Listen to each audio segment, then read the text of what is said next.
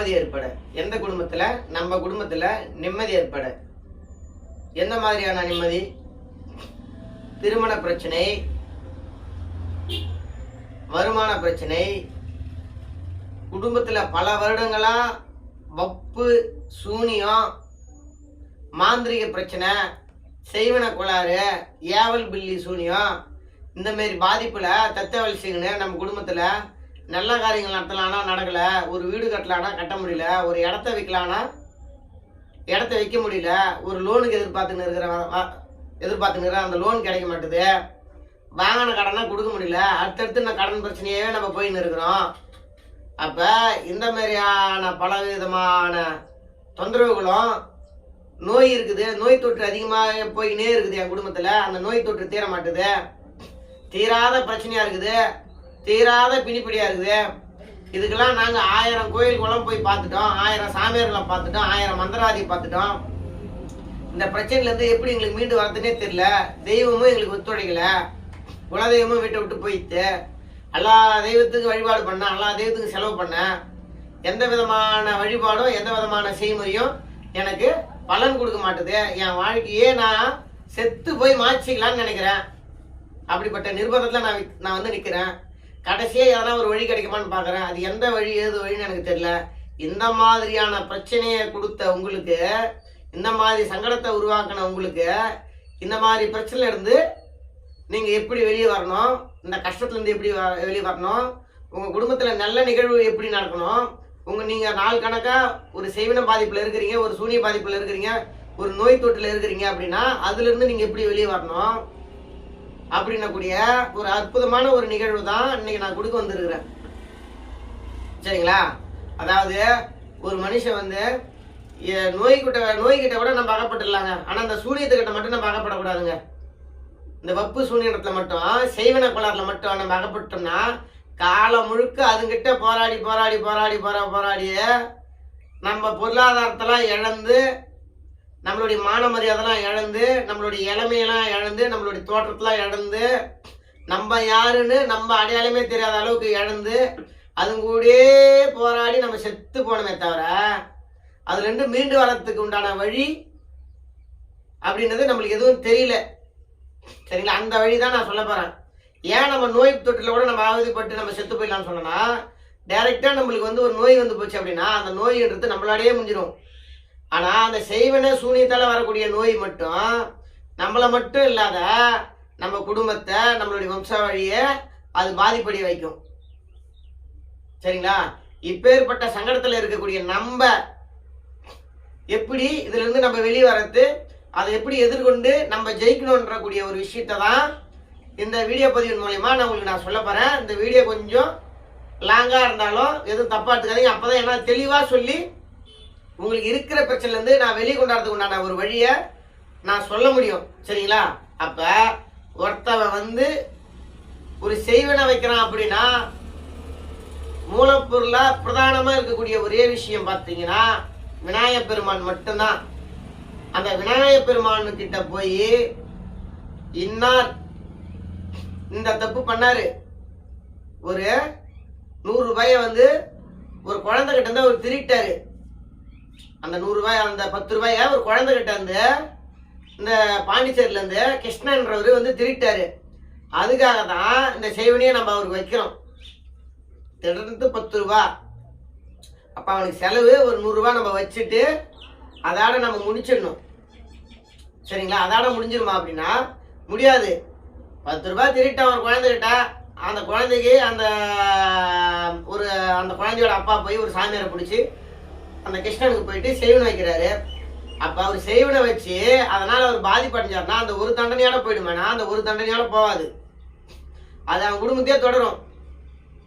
இவன் எடுக்கிற வரலும், அந்த சூனியக்காரன் வச்சவன் எடுக்கிற வரலும் அது அவன் குடும்பத்தையே தொடரும். சரிங்களா? வச்சவங்கிட்ட போய் அதை எடுப்பானான்னு கேட்டா அவனுக்கு எடுக்க தெரியாது. ஏன்னா அவனுக்கு வைக்க மட்டும்தான் தெரியும். அவன் என்ன பண்றான் ஏது பண்றானே தெரியாது. அந்த காலகட்டத்தில் ஏதோ ஒரு தேங்காய் உடைக்கிறானோ, ஏதோ ஒரு பூசணிக்காய் உடைக்கிறானோ, ஏதோ ஒரு விஷயத்த சொல்லி அவங்ககிட்ட இருக்கக்கூடிய அந்த எனர்ஜியை அப்படியே அவன் மேல செலுத்துறான். அது என்னமா இவனுடைய கட்ட காலமோ அவனுடைய நல்ல நேரமோ அப்படியே அது அவனை போய் பின்தொடர்ந்துக்கின்னு உன்னை தொடர்ந்து அந்த குடும்பத்தை சிக்கி சின்ன பின்னமாக்கி அவனை பலவிதமான தொந்தரவுக்கு ஆளாக்கின்னு இருக்கும். சரிங்களா? பலவிதமான தொந்தரவுக்கு ஆளாக்கி அந்த குடும்பத்தையும் அந்த வம்ச வழிபடி சித்திராவதை பண்ணின்னு இருக்கும். அப்ப இவன் போய் கோயில் குளத்துல போய் நான் என்ன தப்பு பண்ணனே தெரியல, நான் என்ன வினைகள் செஞ்சனே தெரியல, எனக்கே அந்த தண்டனை, கை கால் வரல, உடம்பு ஒரு நேரம் போல இல்ல, எனக்கு பாதிச்சுது, என் பிள்ளைய பாதிச்சதுன்னு இவன் ஊரா கோயிலா சுத்தின்னு இருப்பான். அப்ப இந்த மாதிரி பிரச்சனைல இருந்து ஒரு தெய்வத்துக்கிட்ட போய் நின்னா அந்த தெய்வம் எதனா அவனுக்கு சரி பண்ணுமானா? அந்த தெய்வம் அவனுக்கு சரி பண்ணாது. அந்த தெய்வம் அவனுக்கு சரி பண்ணாது. ஏன்னா அந்த தெய்வம் அந்த பிரச்சனையை சரி பண்றதுக்கு உண்டான ஒரு இடத்துல அந்த தெய்வம் கிடையாது. பசிக்கு வந்தா ஒரு வேளை சாப்பாடு, அந்த பசி ஆறிட்டு அவன் போனானா அந்த ஆலயத்தை விட்டோ அந்த இடத்த விட்டோ மறுபடியும் அந்த பிரச்சனை அவனை தொடரும், மறுபடியும் அந்த பிரச்சனை தொடரும். அப்ப இந்த மாதிரியான 10 விதமான ஆலயத்துக்கு அவன் போனானா 10 இடத்துலயுமே அந்த பிரச்சனை அவனை தொடர்ந்துன்னு தான் இருக்கும். அது கடைசி வரையிலும் அவனை விட்டு போகுமானா போகவே போகாது. அப்ப நம்ம என்ன பண்ணா போவோம்? அப்போ ஒரு சாமியார்கிட்ட போயிட்டு நம்ம கழுப்பு கழிக்கிறோம், நம்ம ஏக வேள்வி பண்றோம், நம்ம அபிஷேகம் பண்றோம், நெருப்பு மெரிக்கிறோம், வேல் குத்திக்கிறோம், பால் காவடி எடுக்கிறோம், அக்னி சக்தி எடுக்கிறோம். அப்ப இந்த மாதிரியான நிறைய விஷயங்கள்லாம் நம்ம செய்யறோம். அப்ப எந்த விஷயங்கள் செஞ்சாலும் நம்மளுக்குள்ள அகப்பட்டு இருக்கக்கூடிய அந்த செய்வினை பிரச்சனைல இருந்து நம்மளால மீண்டு வரவே முடியல. நம்ம பின்தொடர்ந்து வந்துட்டே இருக்குது, அடிமேல அடி எடுத்து வந்துட்டே இருக்குது.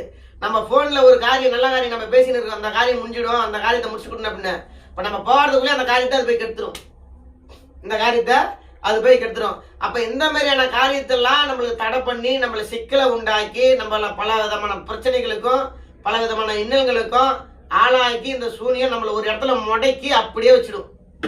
இப்ப இந்த மாதிரியான பிரச்சனையில இருந்து நம்ம தப்பிக்கணும் அப்படின்னா ஒண்ணு அந்த சூனியத்தை நம்மளே பாதிக்கப்பட்டவனே அந்த சூனியத்தை அழிச்சிடணும். எவன் ஒரு சூனியத்துல பாதிக்கப்பட்டுக்கிறானோ அவனே டைரக்டா இறங்கி அதுக்கு உண்டான வழிமுறை தெரிஞ்சு ஒண்ணு அந்த சூனியத்தை அவன் அழிச்சிடணும். இல்ல அப்படின்னா அதே சூனியத்தை பாதிக்கப்பட்டவன் தலை தெறிக்க ஓடி வைக்கணும், தலை தெறிக்க ஓட வைக்கணும்.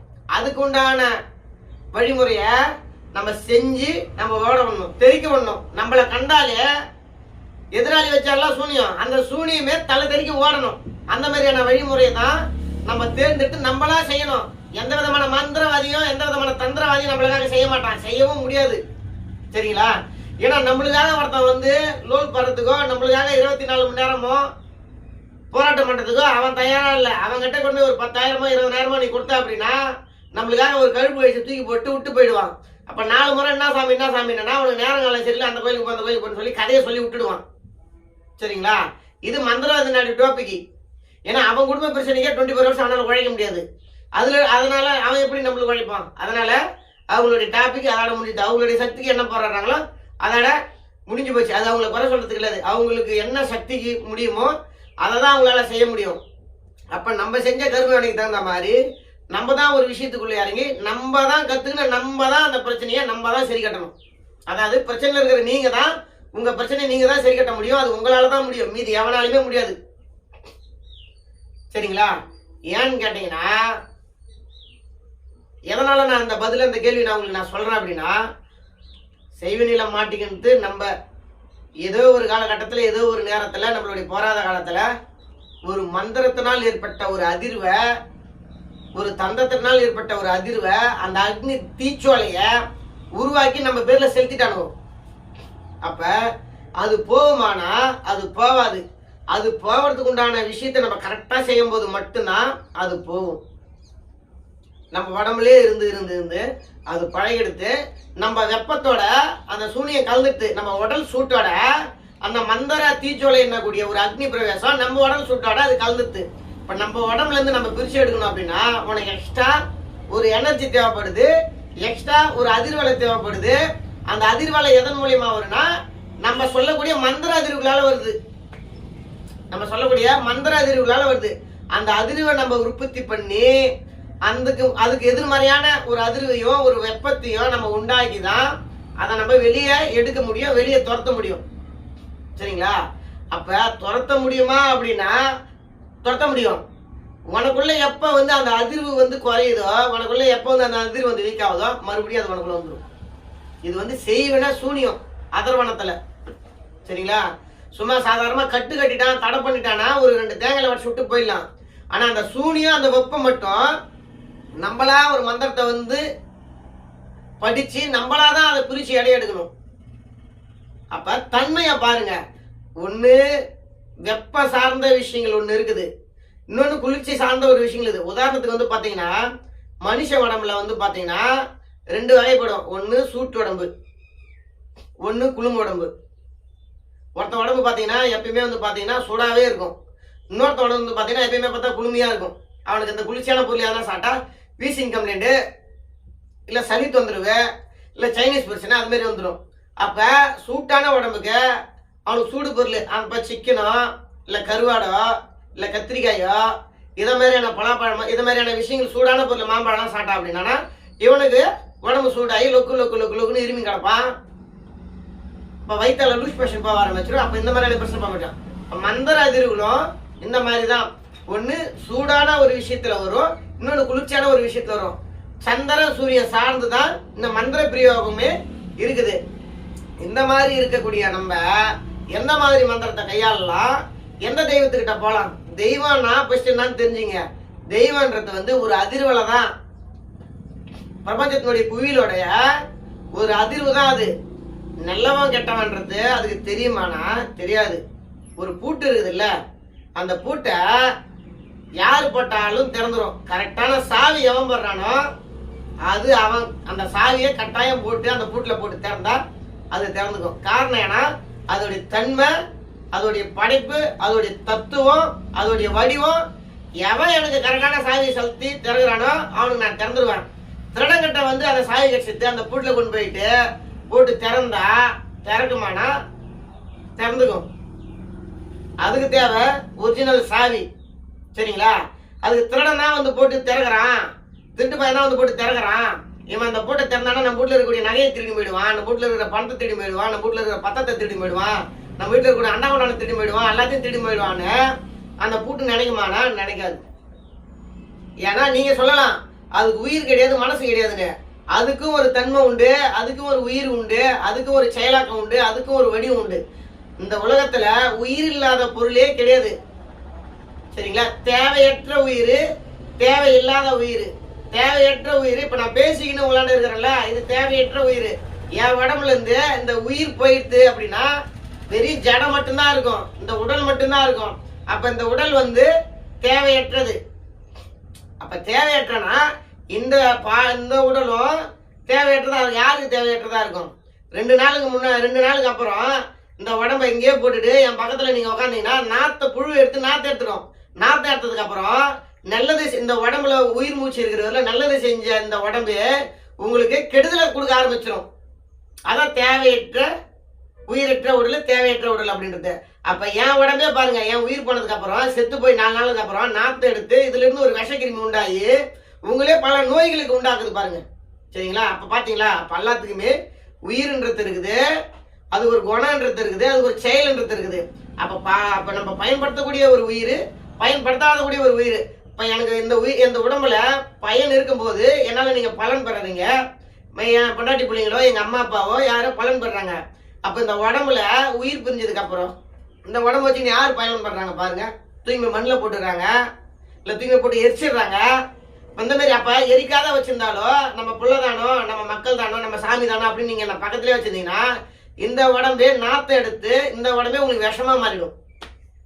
இந்த உடம்பே உங்களுக்கு விஷமா மாறிடும். அதே மாதிரிதான் ஒரு பொருளுக்குமே ஒரு தன்மை இருக்குது, ஒரு குணம் இருக்குது. ஆனா நல்லது கெட்டதுன்றது அதுக்கு தெரியாது.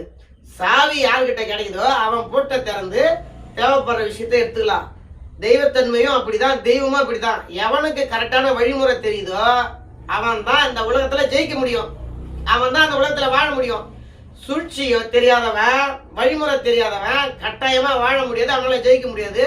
இந்த உலகத்துல போராடி போராடி போராடி வலி வேதனை இது கூட போராடி நடந்ததை பத்தி நினைச்சு வேதனைப்பட்டு மன குமுறல் அடைஞ்சு சஞ்சலம் அடைஞ்சு ஒரு சாகக்கூடிய ஒரு தருவாய் தான் ஏற்படுமே தவிர ஜெயிக்கக்கூடிய ஒரு தருவாய் என்றது ஏற்படாது, சரிங்களா? இந்த மாதிரி பாதிப்புல இருக்கிற உங்களை வெளியாட்டா இருந்து கொடுக்கணுன்றதுனாலதான் உங்களுக்கு நான் ஒரு அற்புதமான விஷயங்களையும் அற்புதமான நிகழ்ச்சியும் நான் உங்களுக்காக நான் எடுத்து வடிவமைச்சு நான் உங்களுக்கு சொல்லின்னு இருக்கிறேன், சரிங்களா? இப்ப இந்த மாதிரி பிரச்சனைல இருக்கிற நீங்க முதல் செய்யக்கூடிய விஷயம் யாரு செய்வனை வைக்கிறதுக்கு எந்த பிரபஞ்ச குவியல் எந்த கூட்டு குவியல் நம்மளுக்கு முத உத்தரவு கொடுத்து நீ அவனுக்கு சூனியம் பண்ணலாம், நீ அவனுக்கு சூனியம் பண்ணா நான் அவனுக்கு எந்த விதமான தங்கு தடையும் பண்ண மாட்டேன் அப்படின்னக்கூடிய ஒரு உத்தரவு எந்த வடிவம் கொடுக்குது அப்படின்னா கணபதி என்னக்கூடிய ஒரு வடிவம் தான் கொடுக்குது.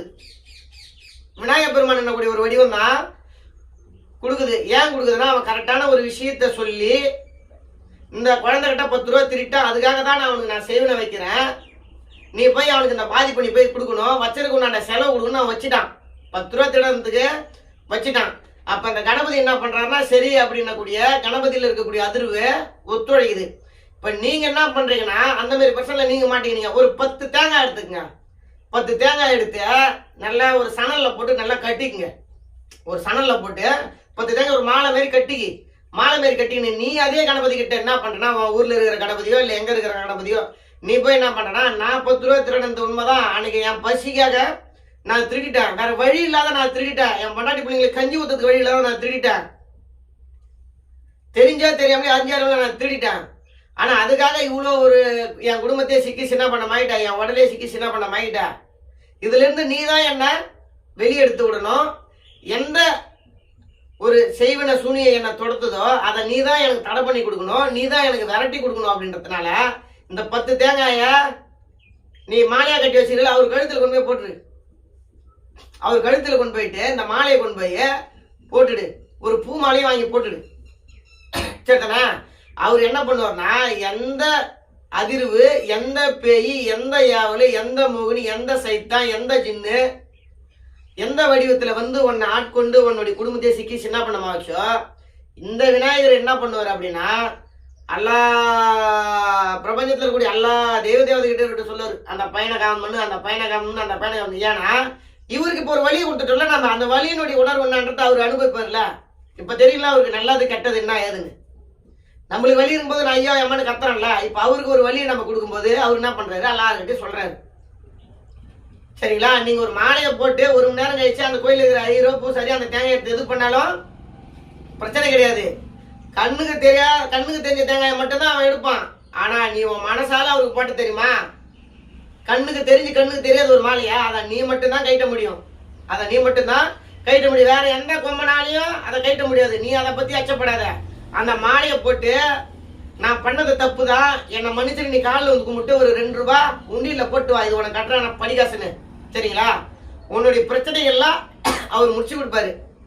அவர் முடிச்சு கொடுத்ததுக்கு அப்புறம் அதே 10 தேங்காய நீ ஒரு தேங்காயில கல்புரத்தை ஏற்றி என்னுடைய பிரச்சனையை நல்ல மாதிரியா நீ முடிச்சு கொடுத்துட்ட, உனக்கு நன்றி அப்படின்னு 11 தேங்காய் செதர் தேங்காய் உடைச்சிட்டு ஒரு நெய்வேத்தியத்தை வச்சு அங்கே பொங்கல் வச்சு படைச்சிட்டு ஒரு பாலாபிஷேகம் பண்ணிட்டு நல்ல மாதிரியே கையெடுத்து கும்பிட்டு வா.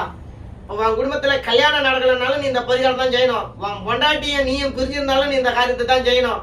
உன் வீட்டுக்கார கள்ள தொடர்புல இருந்தாலும் நீ இதை தான் செய்யணும். உன் பொண்டாட்டி தகாத உறவுல இருந்தாலும் நீ இதை தான் செய்யணும். யாராவது தப்பான உறவுல ஈடுபட்டு இருந்தாலும் நீங்க இந்த காரியத்தை நீங்க செய்யுங்க, வாழ்க்கையில நீங்க ஜெயிச்சிருவீங்க. சரிங்களா? அப்ப இது கணபதி கிட்ட ஒரு அதர்வனம் பண்ணிட்டு நம்ம செஞ்சு நம்ம இருக்கிற பிரச்சனைல வெளிவர முறை.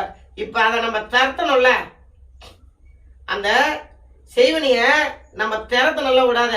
இப்ப அதுக்கு நம்மளுக்கு மந்திரம் தேவையில்ல, அதுக்கு மந்திரம் நம்மளுக்கு தேவைங்களா இல்லையா?